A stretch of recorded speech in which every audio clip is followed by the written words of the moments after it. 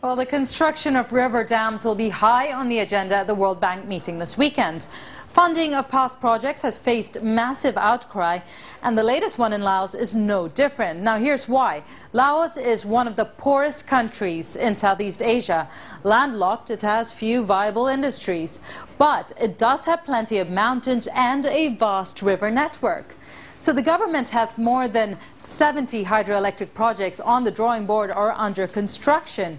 And one of them is the $1.3 billion mega dam known as Nam Ton 2. It's designed to produce electricity for export, earning valuable foreign currency.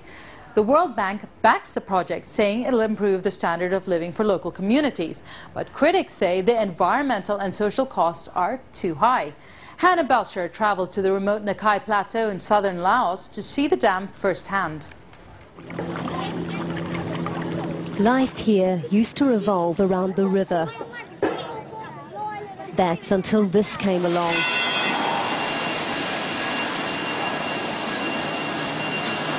A hydroelectric dam project worth nearly $1.3 billion. The once untouched Nakai Plateau and Nam Ton River have been transformed into a giant construction site. Within 2 years, Nam Ton 2 should be supplying nearly 1,000 megawatts of electricity to neighbouring Thailand, earning Laos an estimated $2 billion over 25 years. That's equivalent to the country's annual GDP. All this backed by the World Bank.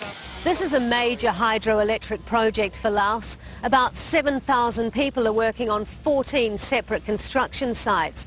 Now, similar World Bank funded projects have failed in the past, so questions are being asked as to why the World Bank has chosen to help finance another dam scheme in a poverty-stricken country such as Laos.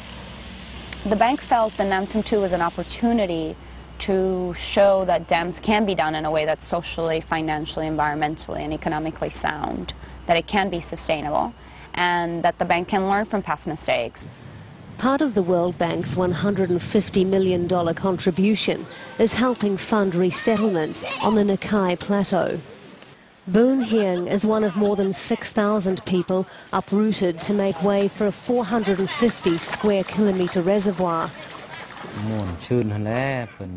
Before the dam construction, life didn't change much, but now we've had to get used to drastic changes. This purpose-built village has electricity, running water and roads, something residents could never have imagined in their old communities. Major questions are being asked about the dam's impact on the livelihoods of 70,000 people living downstream. Okay, so we are diverting the Nam Ton River, which is naturally going this direction, to this direction, through a canal. Manager of the project, Christophe Morel, explains how the Nam Ton has been effectively cut off.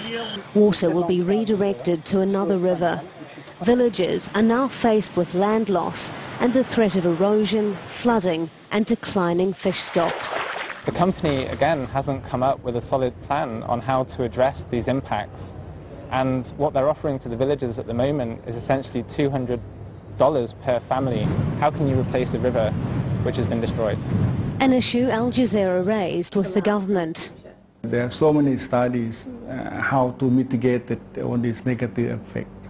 So I say it's not fair to say that we have neglected the problems, but we do address the problem. There are more than 70 hydroelectric dam projects on the drawing board in Laos.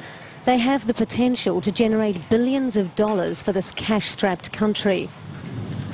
It remains to be seen how they might affect communities that have relied on rivers for generations.